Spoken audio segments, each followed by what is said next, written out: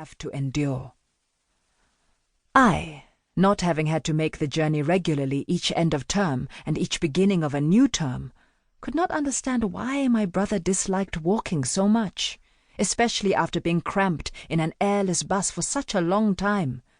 The bus journey to the mission took nearly an hour. Besides the relief of being able to stretch your legs after such a long journey, the walk home from the bus terminus was not a long wait when you had nowhere to hurry to.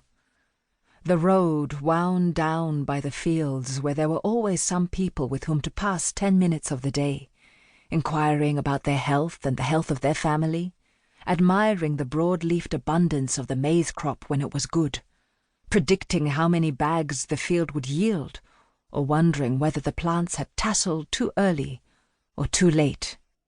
And although the stretch of road between the fields and the terminus was exposed to the sun and was, from September to April, except when it rained, harsh and scorching, so that the glare from the sand scratched at your eyes, there was always shade by the fields where clumps of trees were deliberately left standing to shelter us when we ate our meals, or rested between cultivating strips of the land. From the fields, the road grew shadier with shrubs and trees. Acacia, lantana, masasa, and mopani clustered about on either side. If you had time, you could run off the road into more wooded areas to look for matamba and matunduru, sweet and sour, delicious. From this woody section the road rolled down into a shallow ravine, a river valley thoughtfully appointed along its floor with smooth, flat-topped boulders which made exciting equipment for all sorts of our childhood games. Across and around the lowest of these boulders, the river flowed sparsely in a dry season, but deeply enough in places when the rains were heavy to cover a child's head and to engulf me to my nipples. We learned to avoid these places when the river flowed violently, but in most seasons it flowed placidly enough to permit bathing along most of its length. As children, we were not restricted. We could play where we pleased. But the women had their own spot for bathing, and the men their own too. Where the women washed, the river was shallow, seldom reaching above my knees, and the rocks were lower and flatter there than in other places, covering most of the riverbed.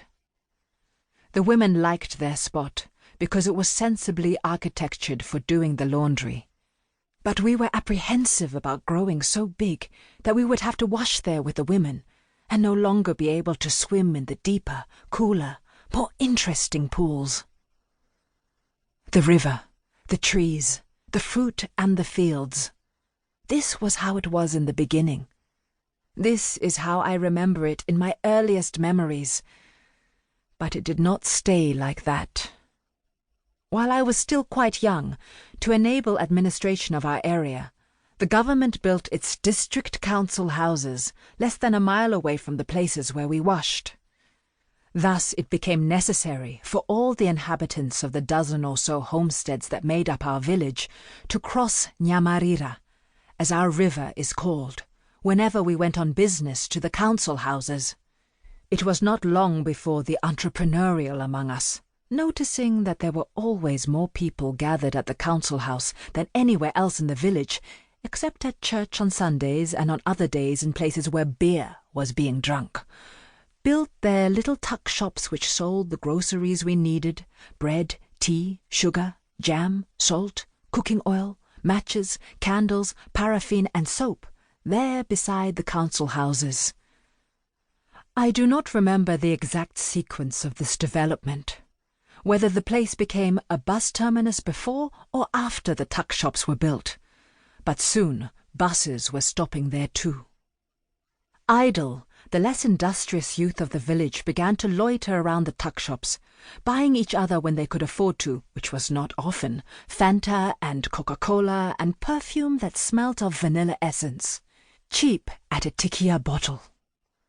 An enterprising owner of one of the tuck shops, taking advantage of this, introduced a gramophone into his shop, so that the youth could entertain themselves with music and dancing. They played the new rumba that, as popular music will, pointed